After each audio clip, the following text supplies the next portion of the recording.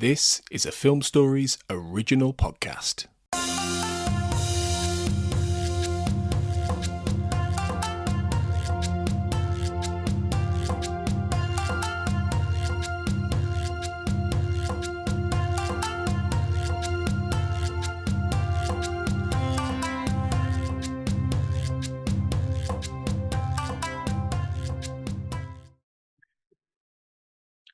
Welcome to Japan on Film podcast. I'm your host, Perry Constantine, and I'm joined. Excuse me, I cannot talk this morning. I am joined today by a returning guest, and that is Jennifer Upton. Jennifer, how are you doing today? I'm great. Thanks for having me back.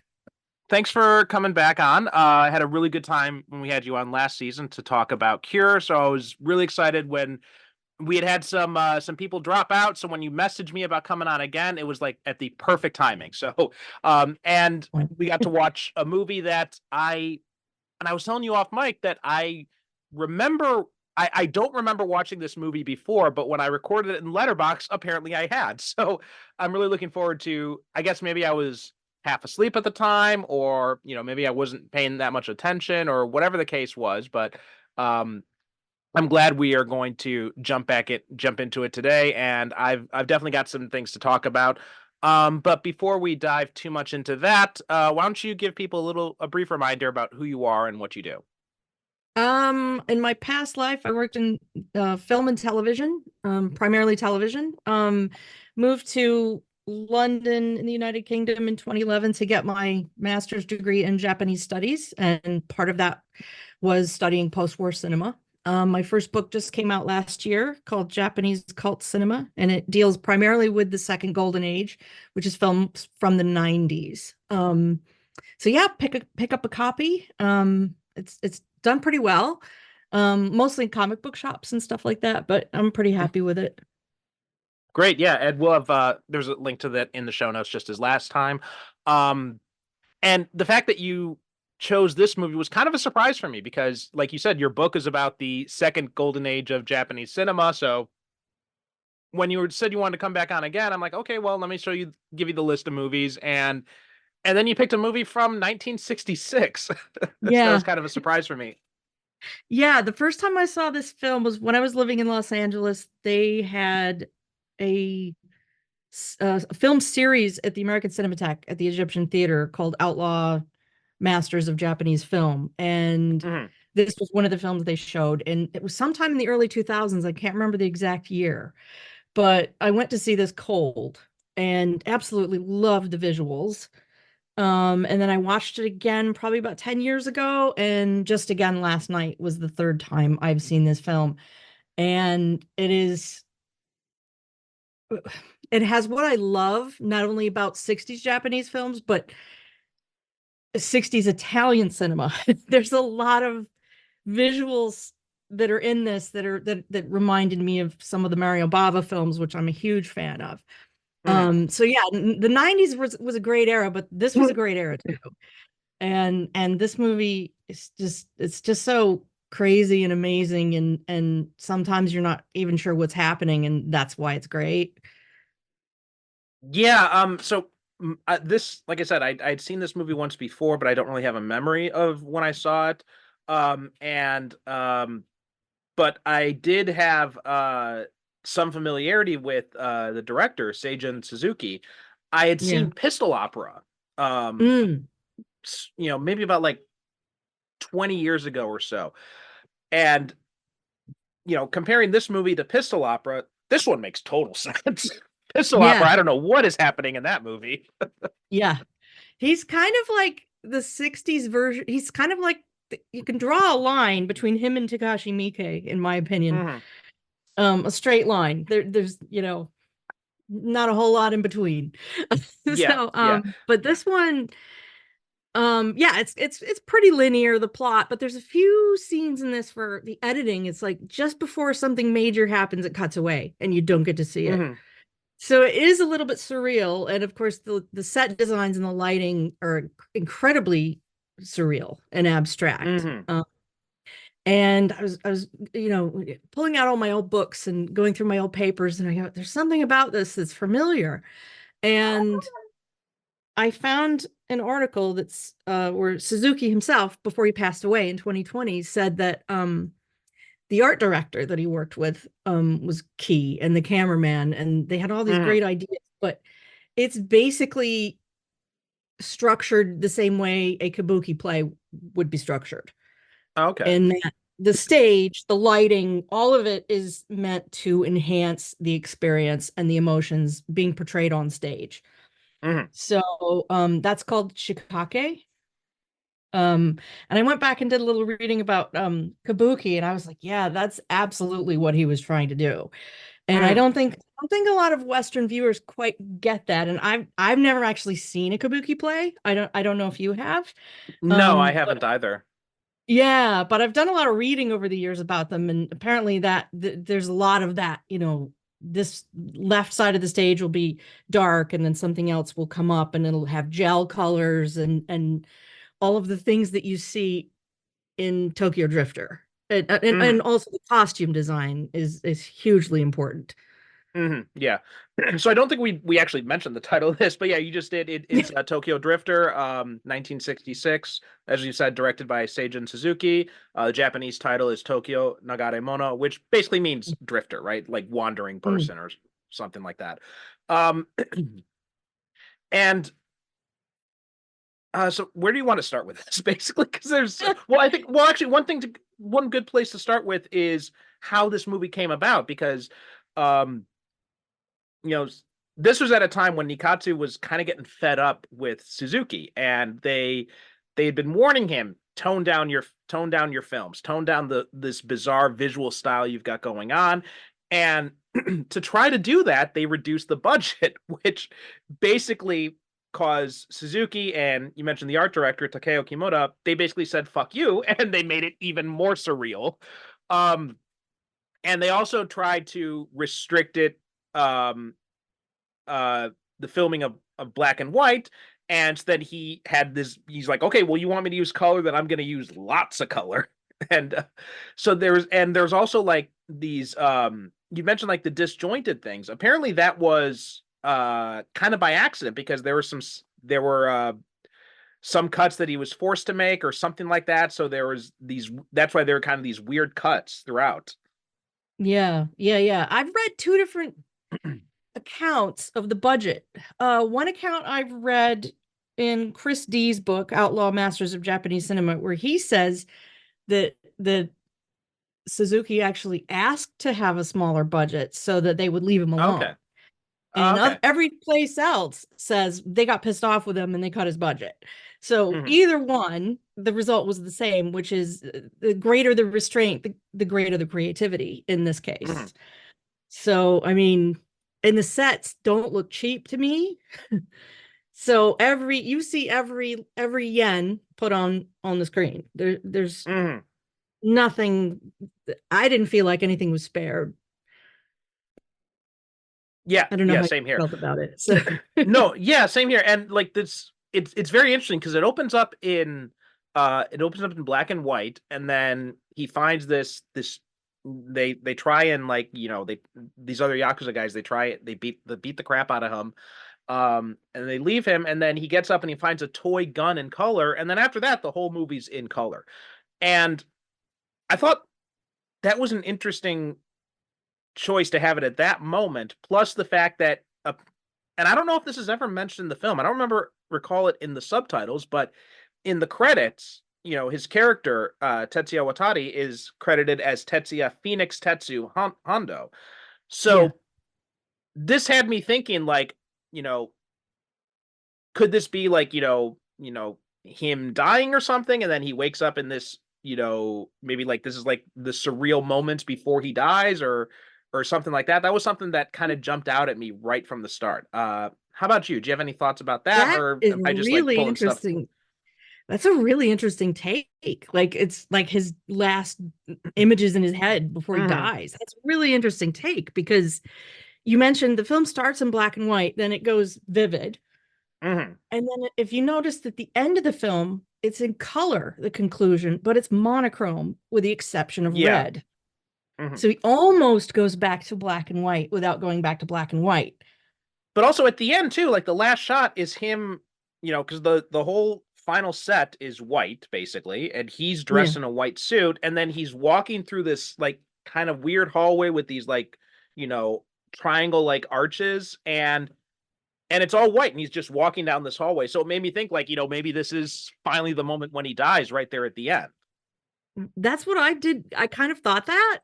And also white being the color of death. It is, That too. Yeah, it double meanings there, right? In Asian cultures and Buddhism, white is symbolic of death.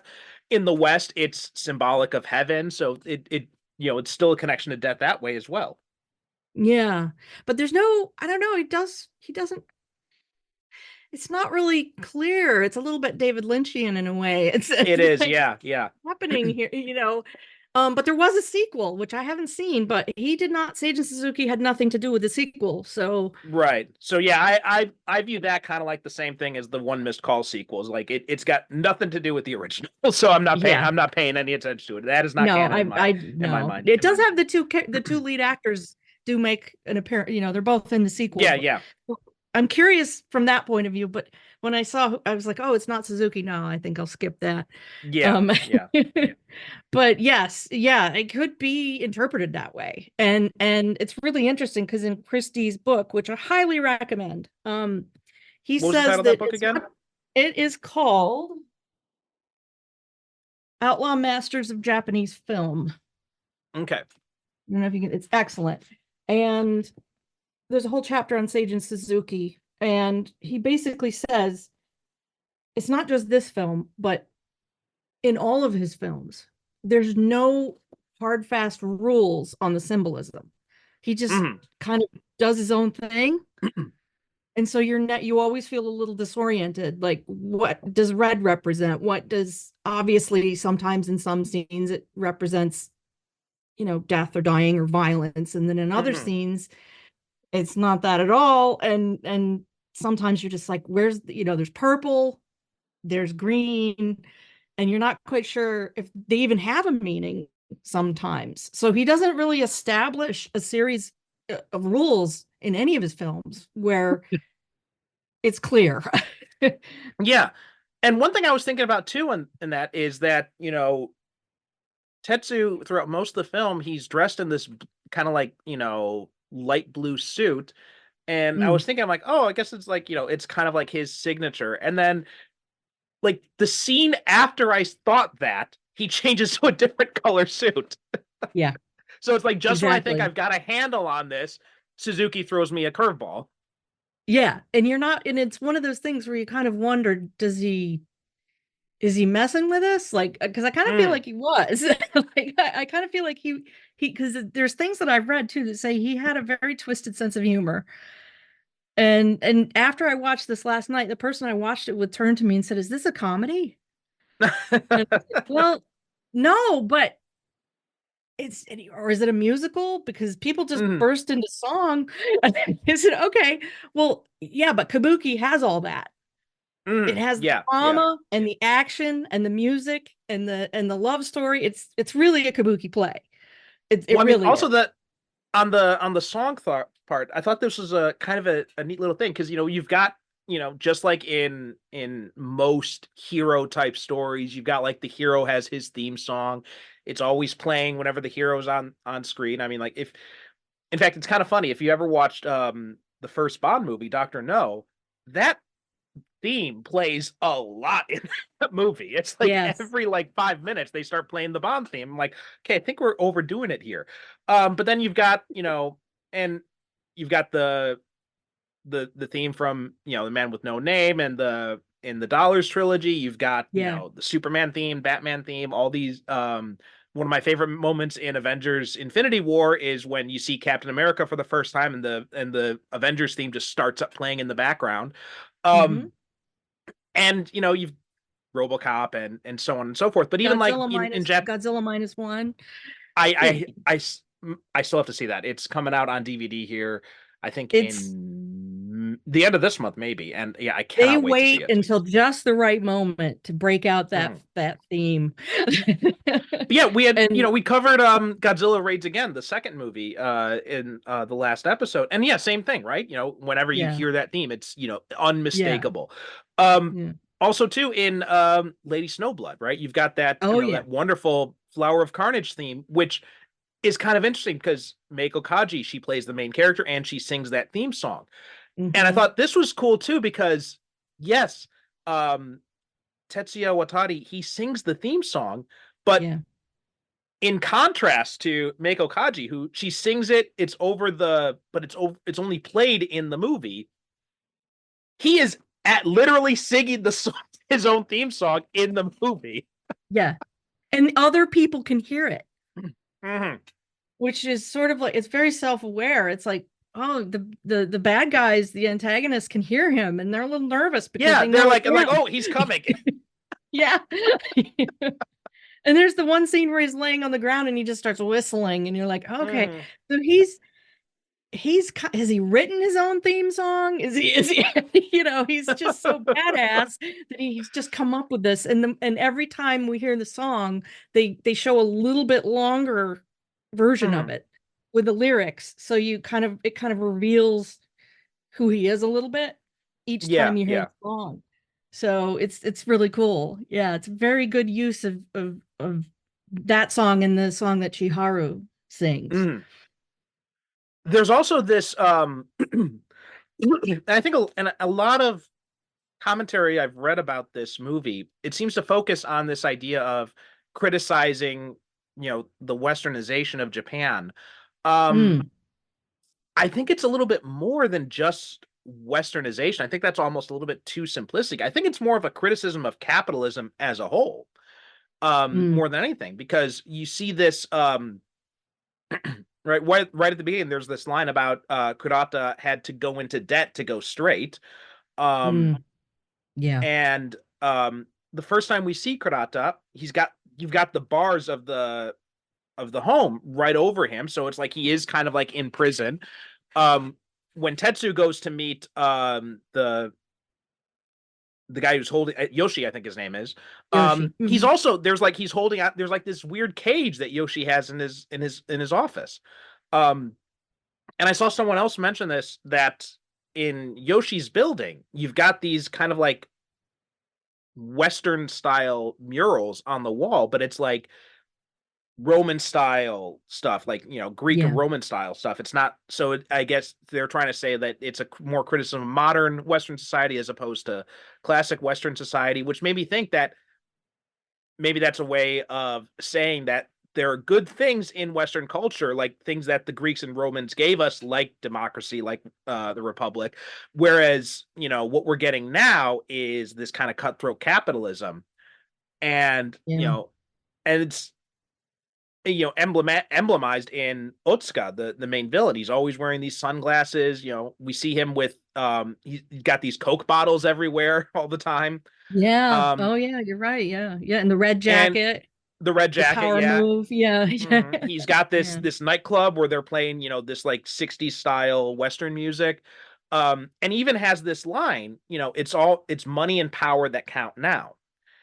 And there's also the moment when Kurata kills when he's firing his gun and he accidentally, I can't tell if it's by accident or if it's intentionally, when he shoots the Mutsuko, his secretary who's been spying on him for Otsuka. And her boyfriend gets angry and he's like starts going after Kurata, and then Otsuka kills him, right? And that kind of stood out to me as well, because it's like no, you are prioritizing vengeance over money, and that's not good. Yeah. That's yeah. I was confused about that too. I wasn't sure if she just was hit with a stray bullet or if it was intentional. It doesn't matter. The result is the same. But yeah, and her character too was quite I liked her character, but she was definitely not, she's kind of symbolic of maybe not a deep thinker. She's reading the manga and she's giggling all the time. She's like, okay, she's a little bit annoying. I was wondering, like, I'm like, yeah, like how funny is this thing she's reading? Because like she's cackling, and then she dies down. She turns the page, and the next page she starts cackling again. But Yeah, also, her death scene was kind of weird because it happened so. It's very much like it's very staged, right? You see yeah, it from overhead, yeah, and she kind of like slumps over, falls down, rolls over, and then she pulls her jacket open to show the yeah, bullet wound. yeah, yeah. I know. Yeah, yeah. It is very much like that was the moment where I thought, oh, this is like a play. We're watching a play because that's how someone would do it on stage.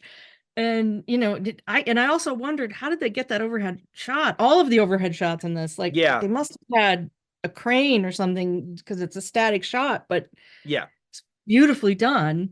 Again, Yeah, it doesn't looked look like there was. Yeah, no, it looked like there was. I'm guessing this was all on a set, so that's what I'm thinking. Like maybe it was just overhead on the set or something. Um, yeah, but also those bars too. When Tetsuya yeah. goes to the other gang for kind of like protection, they're also present in that scene too. So I get that's why I kind of jump. That's why I kind of balk at the idea that it's criticizing. It's this Western versus Japan criticism. And I'm like, I don't Mm, know. I think he's also criticizing the Yakuza there too. So yeah. that's why I think But it's more, the Yakuza being corrupted by capitalism more than anything else. yeah, there was a trend I was reading earlier tonight, a trend prior to the 60s. The older Yakuza films were more romantic. They're especially in the Mm, silent era, they were more like Robin Hood characters. right. And then in the 60s, there was like this moral kind of code that was unspoken where, well, we have to kind of show that this life isn't really as glamorous and Mhm. cool as we think it is. These guys are actually, so it's yeah, they probably maybe Nikatsu kind of made them do that. I don't know, but No, I but don't they're know still about that because, likable, yeah, you because, know. well, I mean, because here's the thing. I know that, again, uh, I'm speaking about something that is like kind of half remembered from something I had read years ago. But I remember reading that at some point in time, I think it might have been like the 50s and the 60s, the Yakuza were actually, funding a lot of these kind of like low budget movie studios. And Yeah.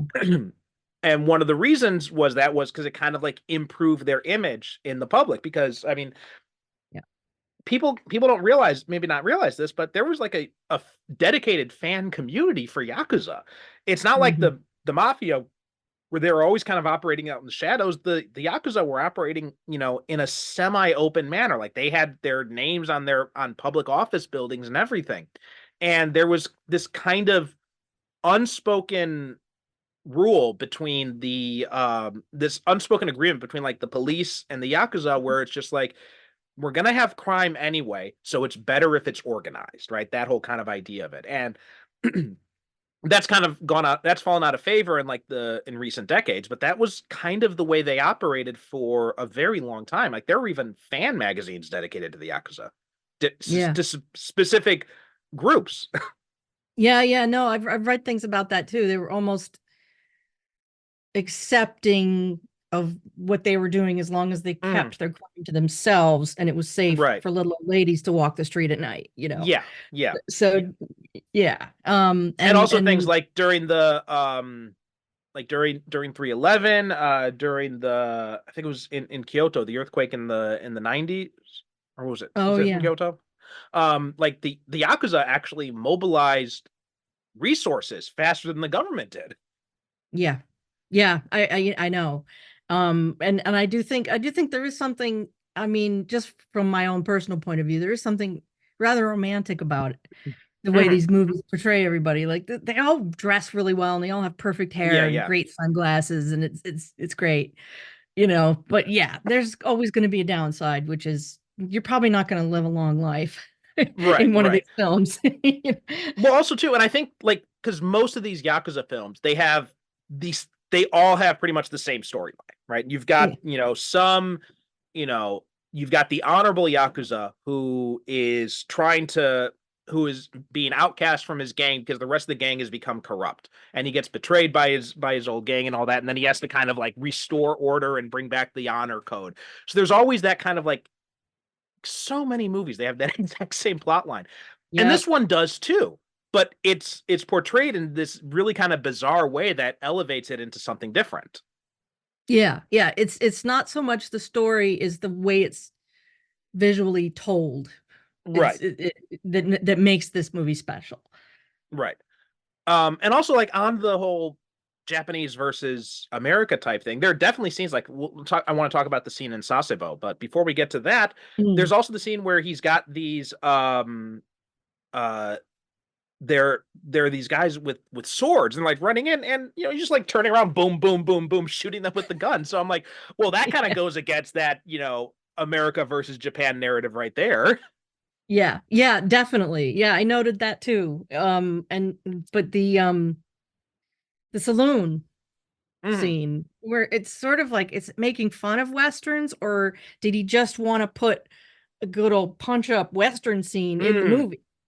Yeah. Because that's what it is. It's just chaos for 5 minutes. Like, well, I mean, the fact too that he makes a point to take it all the way down to Kyushu, I thought was interesting, because it's not like there's any shortage of bases around Tokyo.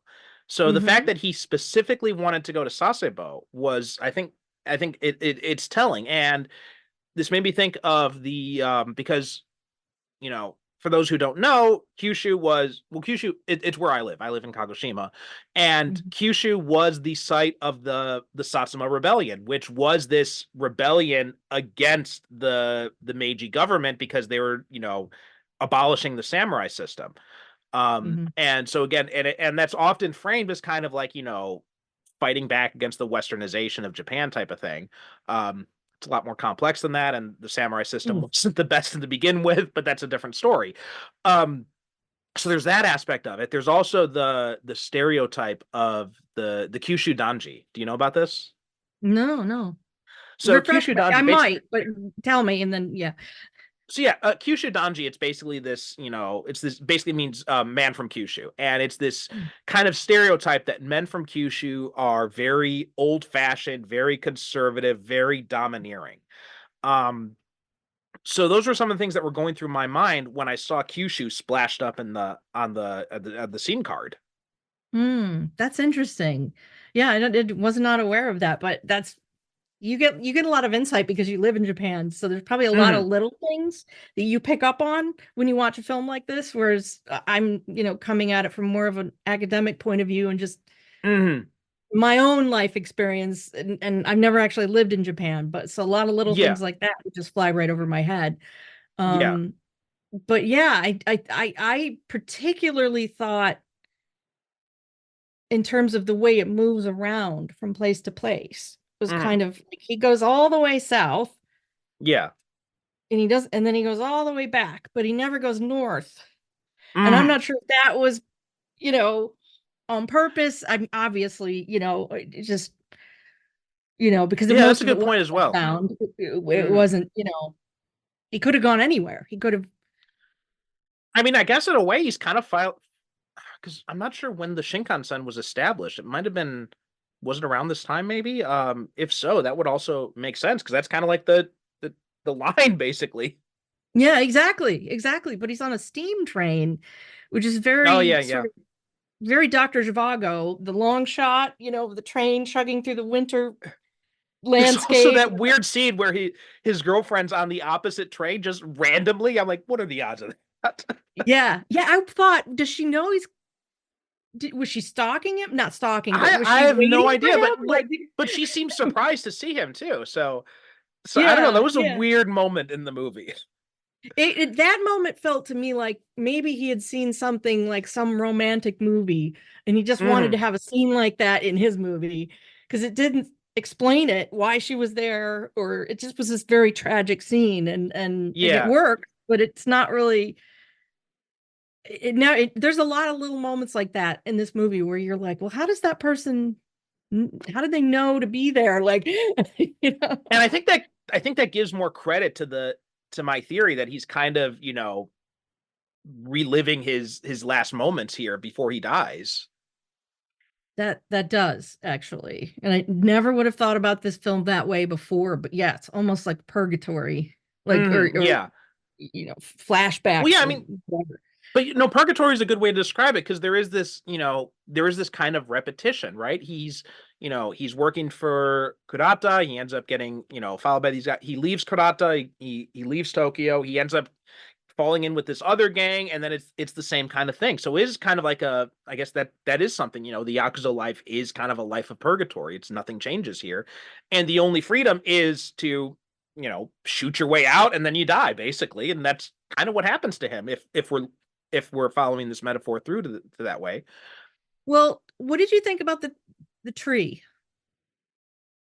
There's a lot of repetitious shots where he's standing in Karada's office, I think it is, and he's looking up at this tree when they're still in Tokyo. And then some other characters, they look out this one door, and there's this beautiful tree, and it's winter, so there's no leaves on it. But I kept wondering, that's obviously symbolic of something, but I was never able to quite figure out what the tree was. It because trees have roots and he's a drifter? Or maybe. I mean, I don't know.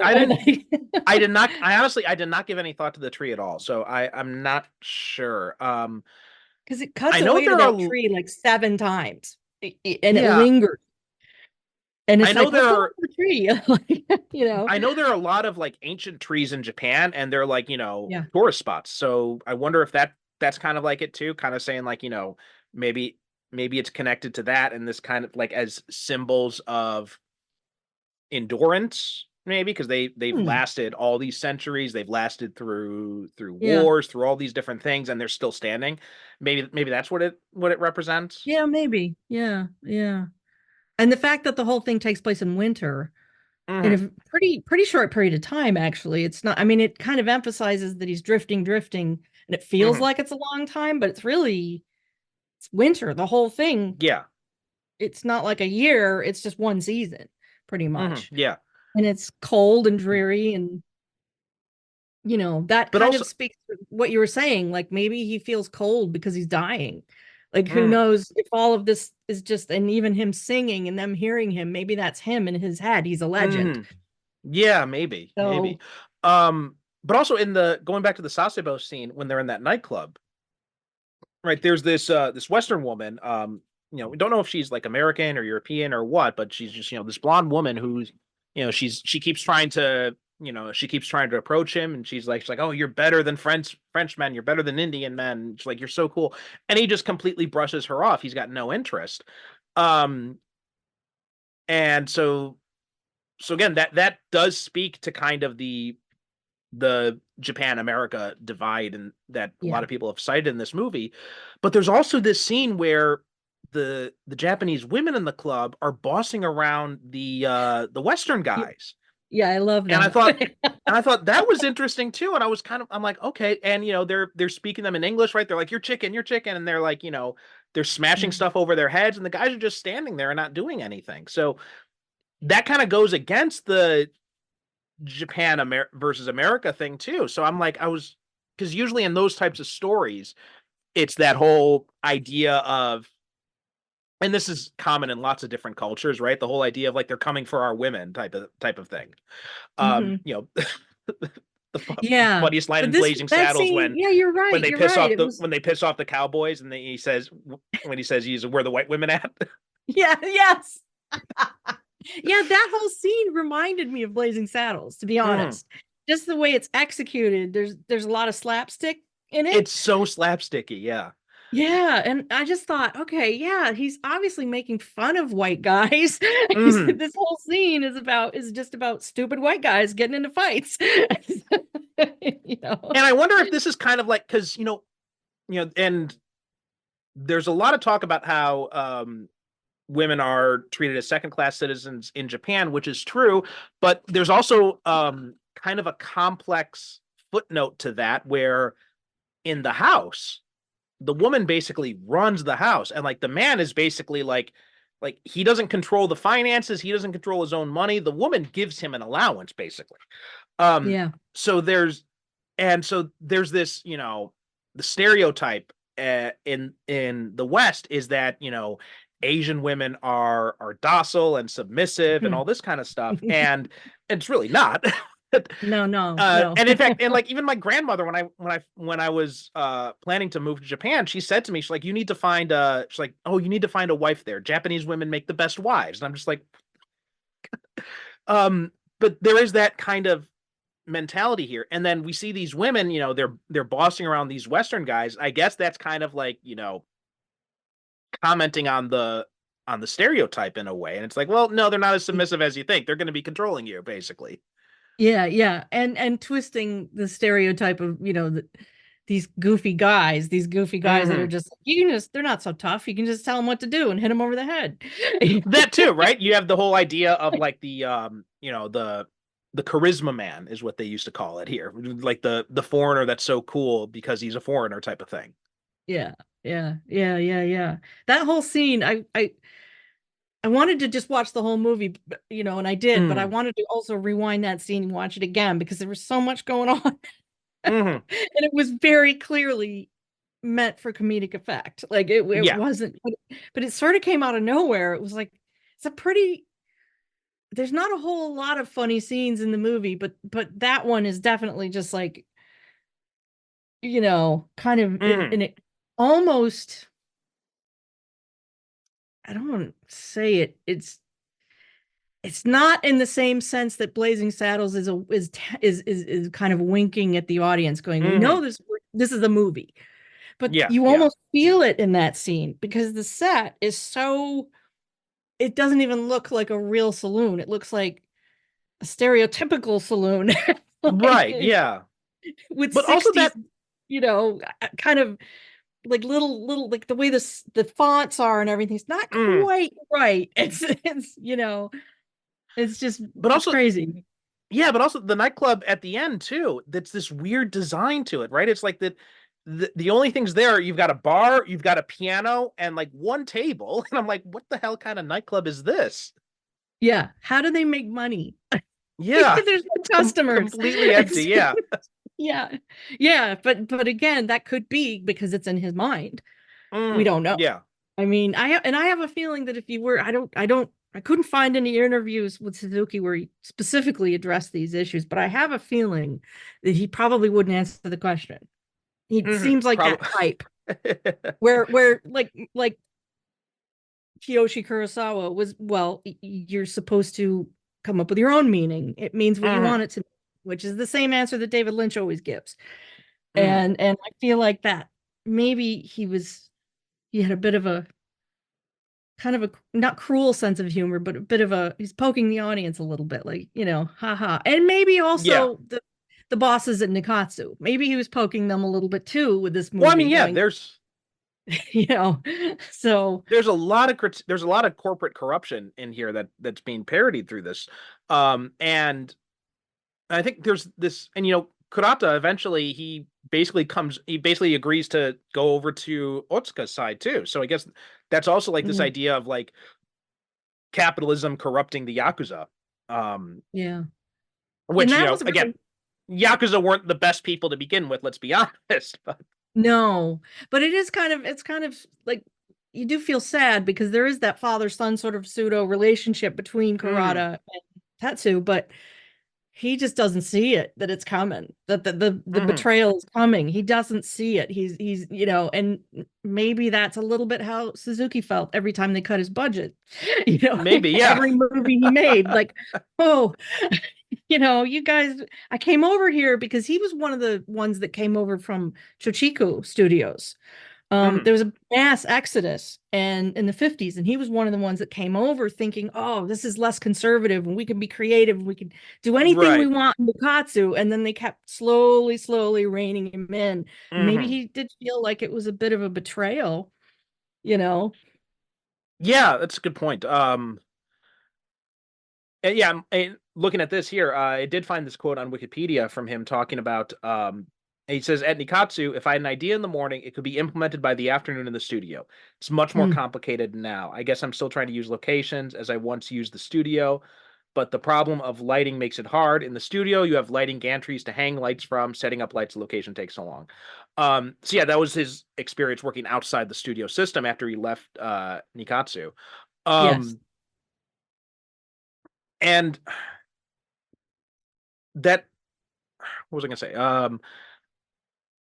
The ending too. There are all these different international signs at the end of it as well. So again, that goes towards the the American influence or the Western influence creeping in.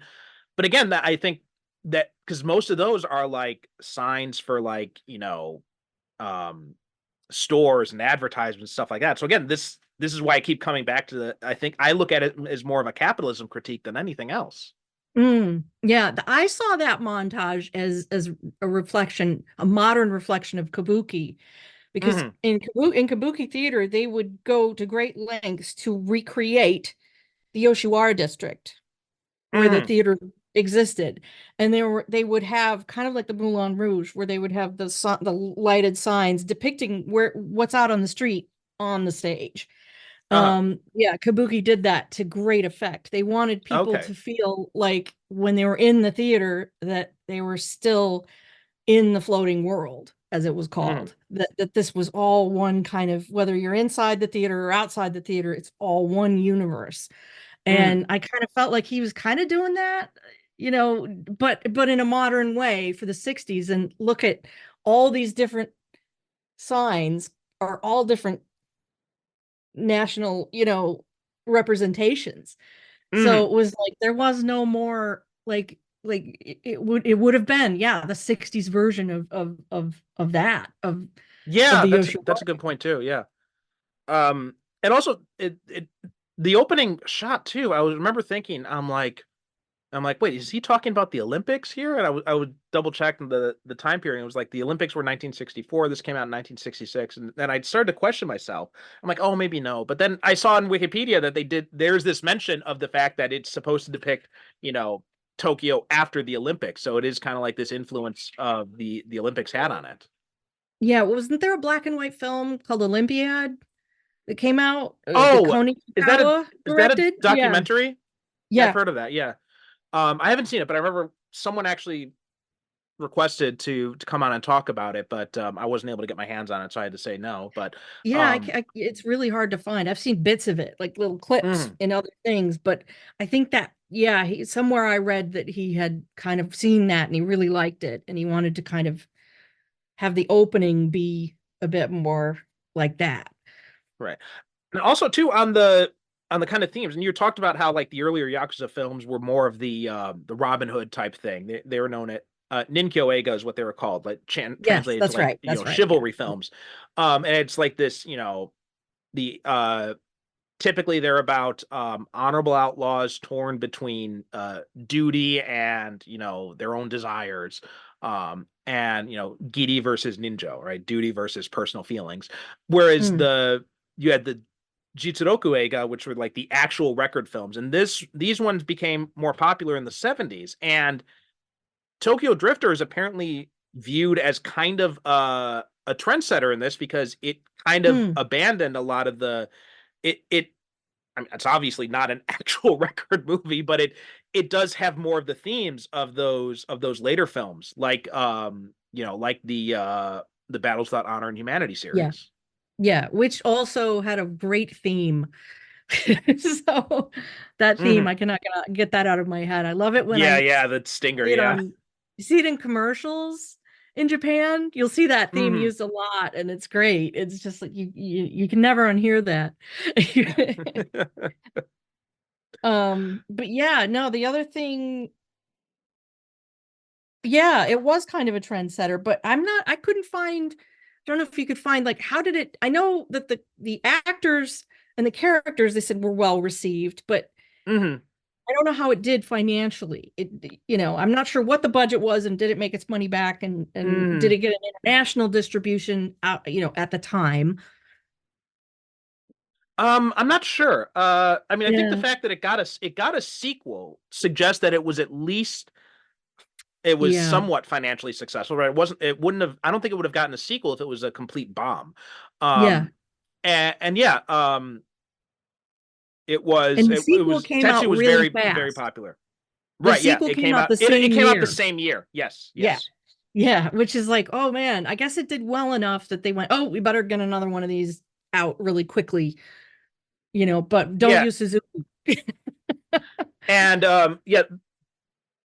in fact, Wikipedia doesn't have its own page for it. It just has it on the same page as Tokyo Drifter. And it's just one line about it, like or 2 sentences. Tetsuya completed his prison term in Tokyo. He goes to Kochi to meet his big brother Hide, and that's all it says about it. So I'm guessing it's just maybe just like a typical Yakuza film then in that one. More, I'm guessing, yeah. And I don't think I couldn't find any copies with English subtitles, so it's probably kind of not a lost film, but hard to find. Harder to find, yeah. At least harder to find in legal through legal means. Yeah.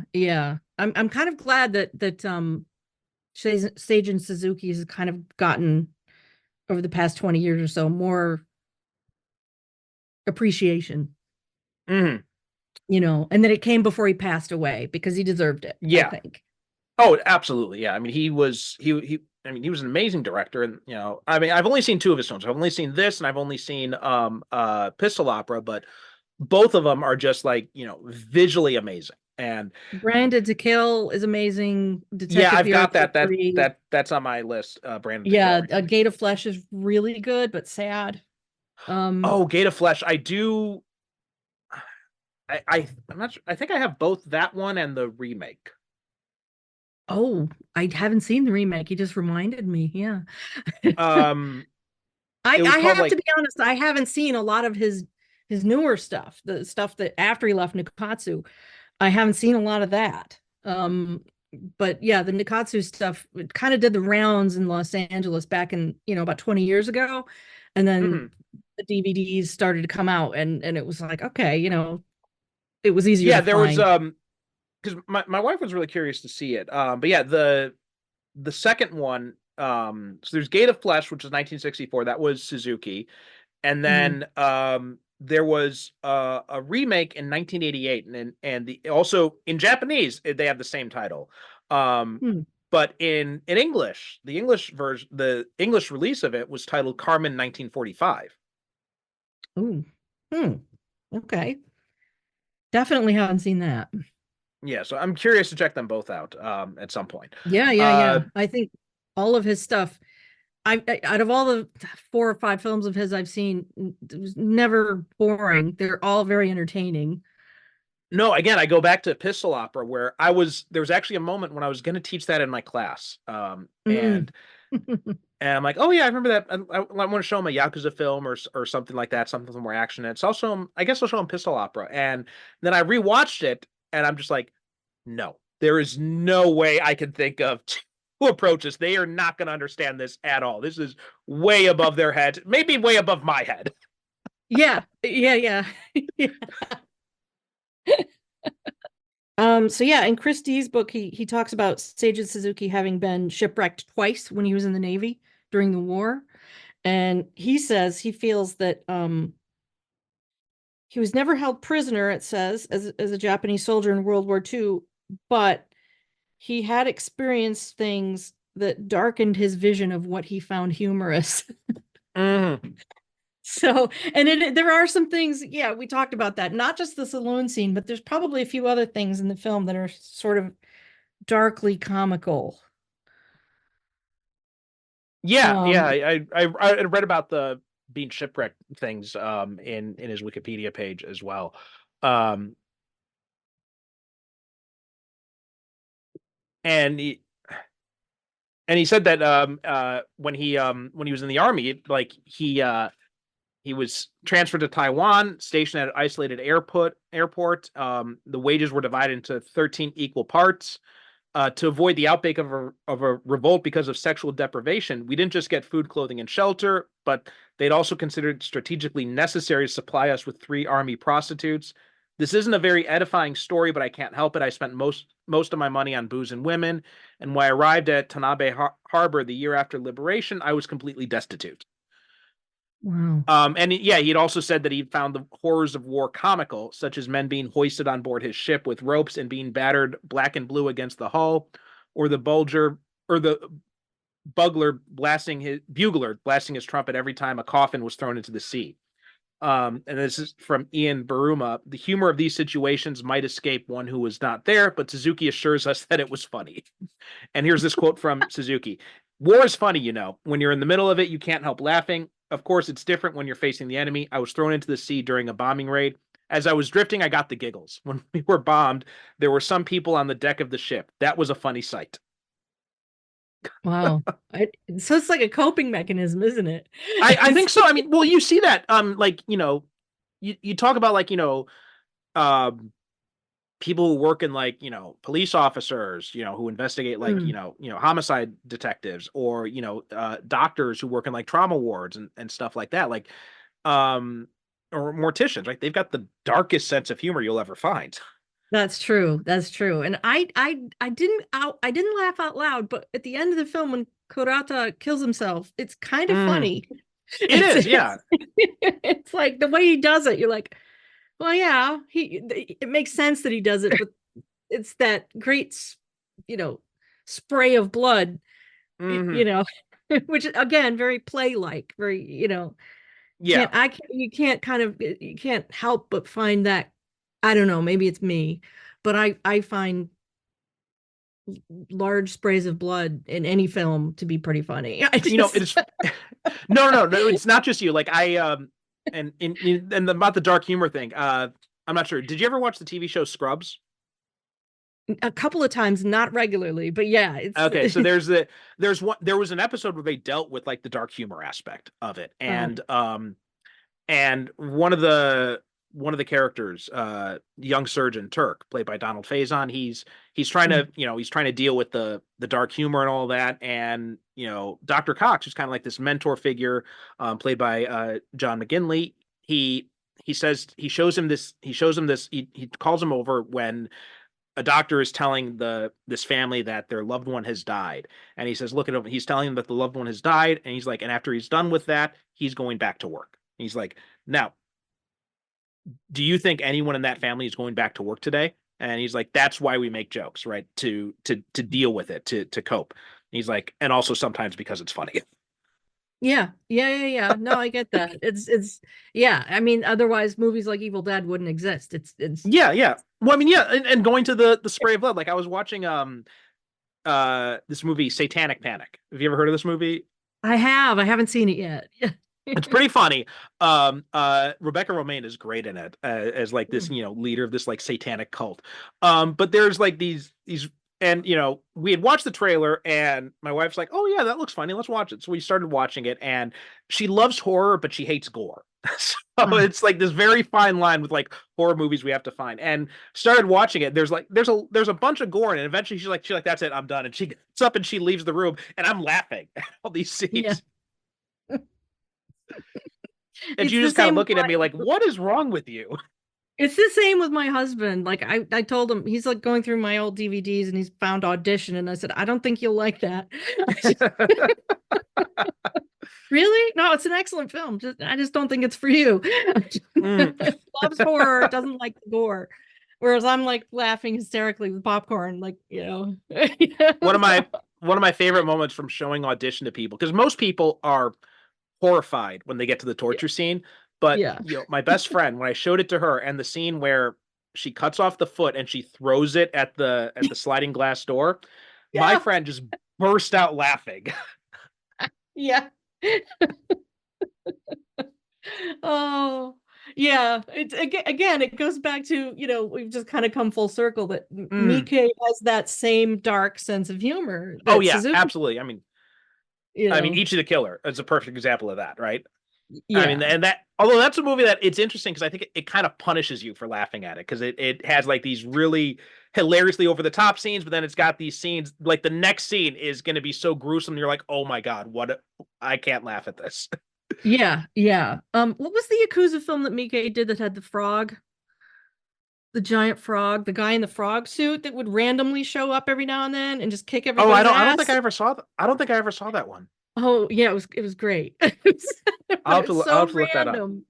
And it has the word Yakuza in the title, but I can't remember the name of the film. But there's this guy in a frog suit that just randomly shows up every so often. And just for that alone, I'm like, I love this. Was that Yakuza Apocalypse? Yes, that's it. Yes. Oh, okay. Yeah. It's so bizarre and surreal, and the fight scenes are done completely straight and serious, but it's a guy in a velvet frog suit.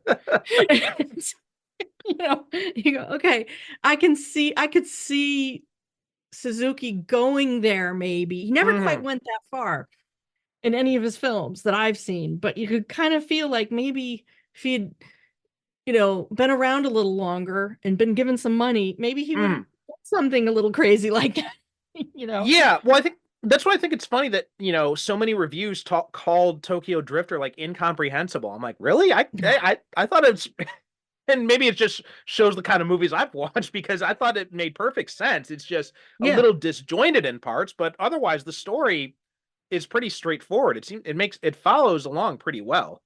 Yeah. And it's almost, I don't want to say it's a typical road movie, but it has that aspect A little where bit, yeah.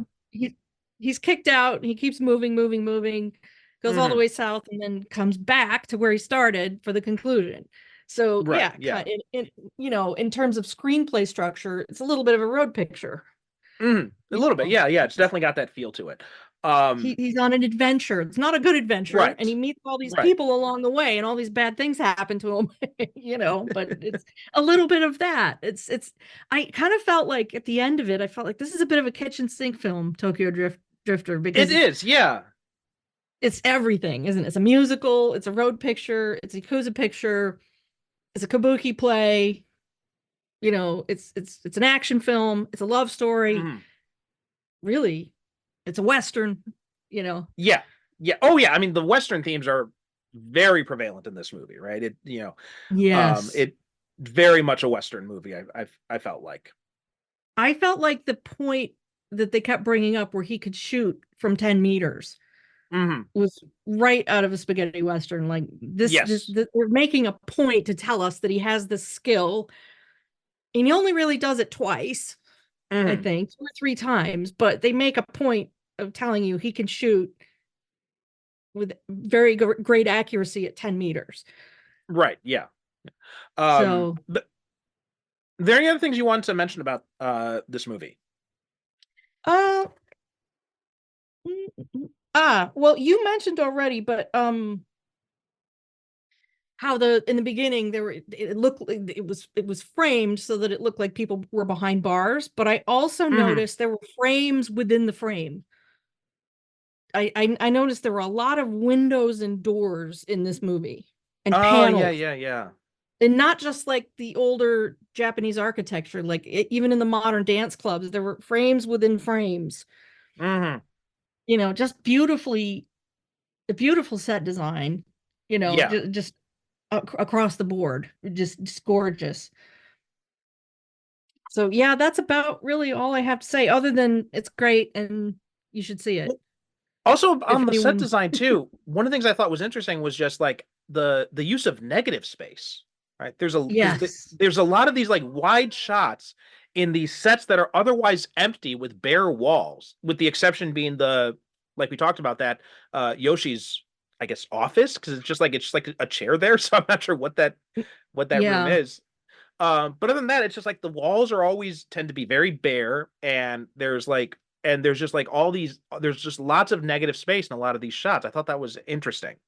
Really interesting, because he uses all those gel colors, like splashes of color, to give it depth with light rather than design. Right. It's lighting design versus set design at that point. Definitely. And also, did you notice that there were a lot of scenes where there's tension between 2 characters that are having a dialogue, and you won't see the reaction shot. You only see the back of one of the people. And I just thought, oh, that's kind of interesting. He did it quite a few times, actually. I didn't pick up on that, but yeah, that's interesting. Yeah. And a couple of times where somebody's head is just out of the frame completely. And usually they would do typical over the shoulder shots, cross shot, back and forth through reaction shot to the dialogue. He doesn't do that. And I'm not sure if that was because of the strict budget. Like maybe he just didn't have time to get coverage, but it becomes important because there's sort of, it's almost like it makes the dialogue in some of those scenes more tense because you're not sure how the other person is reacting. You're left. Yeah, that's a good point. I Yeah. was left feeling like, what is this? What is he thinking when this other character is speaking? There's no other scenes you get the full reaction shots. So, or if it's a wide 2-shot, but yeah, there were quite a few scenes where it's like you don't see a reaction to what's being said at all, and it kind of makes it feel uneasy. Yeah, that's interesting. That's interesting. Yeah. But yeah, that's yeah, I think that's all I have. That was everything I had in my notes. Yeah. But yeah, like you said, I mean, like it's, you know, see it. It's a great movie. It's you know, despite if you're worried about it, you know, because it's been labeled as incomprehensible, it's not. Like, I don't know where people are getting that from. It's perfectly comprehensible. This is not Lost Highway. This is not Gozu. No. This is very easy to follow and very easy to understand. It's just there are some points that it is disjointed, and you may be thinking like, why did that happen? But the story makes total sense, and it's not. And even still, like, it's the story is not what's important in this movie. It's, you know, like we said, it's a very simple story. The characters, even, they're not really that well drawn. They're not like, you know, there's no like deep conflicting characterization or anything like that. It's just more like these themes that, you know, Suzuki is playing with, and like his use of cinematography and color. That's really kind of what you want to experience with this movie. Yeah, and it is very well acted. I will have to Yeah. say it is. It really is. Music's great. There's nothing about it. And I watched it with my husband, and he was enamored with the cars. He was like, "These are awesome automobiles in this movie." Speaking of, I was like, there is that one scene where where Tetsu takes the car and he puts it through the flames and has it crushed. Yeah, I know. I was like, "Oh my God." Yeah. Yeah, no, it is very much a. I'm not sure if he made this movie 10 years earlier or 10 years later, it would have been. It's kind of very specifically of its time and place in a lot of ways. I think so too. Yeah, I definitely Yeah. agree with that. Well, Jennifer, thanks so much for coming on again. This was a lot of fun to talk about this movie. Why don't you let people know where they can find you? You can find me at jenuptonwriter.com, and there's links on that website to other things. I do every few months I do the Groovy Doom Drive-In Asylum YouTube show. And we talk about like mostly 60s and 70s movies that would have been screened at drive-ins in America back in the day. And that's always a lot of fun. So yeah, you can find me there. You can find just head over to my website, and all the links to all the different things are there. And then for those, if there's any listeners in London on May 7th, I'll be giving a talk at the Wimbledon Film Club about the 2023 sci-fi comedy River. Have you seen River? No, I haven't. But unfortunately, that will be long after this comes out, because this season will probably be coming out in the summer. Yeah. So sorry about that. But sorry. You know, if there's a YouTube replay of it or something, then hopefully you'll have that link on your website. Yeah, you can cut that out if you want. I'm sorry, but I'm excited about it anyway. I'm excited about it because it's a really cute little movie. It's kind of like Groundhog Day, but it's people in a ryokan in Kabune get stuck in a 2-minute time loop, so they experience the same 2 minutes over and over and over and over again for like 24 hours. So this is a Japanese film? Yeah. Oh, okay. Excellent little movie. Highly recommended. I'll have to look that up. Thank you. But yeah, and check out the links to that stuff in the show notes. We'll also have a link to your book, of course. So please, people, pick that up as well. And that does it for this episode of Japan on Film. JapanOnFilm.com is the website. We are Japan on Film on Instagram, Blue Sky, and Threads. So please make sure to follow us. We are also part of the Film Stories Podcast Network, so please make sure to check them out at filmstories.co.uk and listen up after the credits to hear what's coming up next on the network. Thanks for listening, and we'll talk to you next time.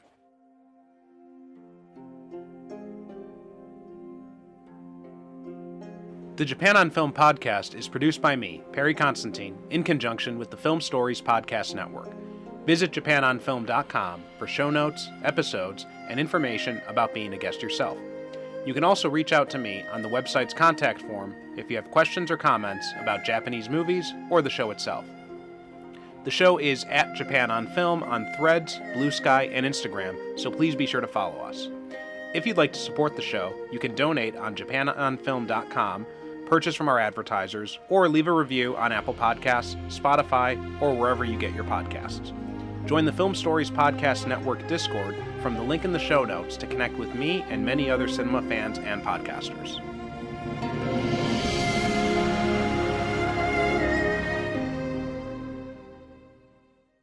Britain. Fish and chips, cups of tea, the smell of the theatrical grease paint, the roar of the football crowd. A diverse nation grappling with its own long, complex history, always with one tongue firmly in cheek. Over the last century, British film has ebbed and flowed from Ealing comedy to carry-on sauciness, from the British New Wave to Cool Britannia, from Hammer Horror to Hammer Horror again. Forget Hollywood, embrace Pinewood. I'm AJ Black, author, writer and podcaster, and I love British film. Join me in a celebration of its quirks, its successes, its failures, and its unique gems at the Pictures in Britain. Please find and subscribe to the podcast on Spotify, Apple Podcasts, or your podcast player of choice. Find the podcast on Linktree, linktr.ee/@the-pictures-in-Britain. And check out the Film Stories Podcast Network at www.filmstories.co.uk. See you at the Pictures.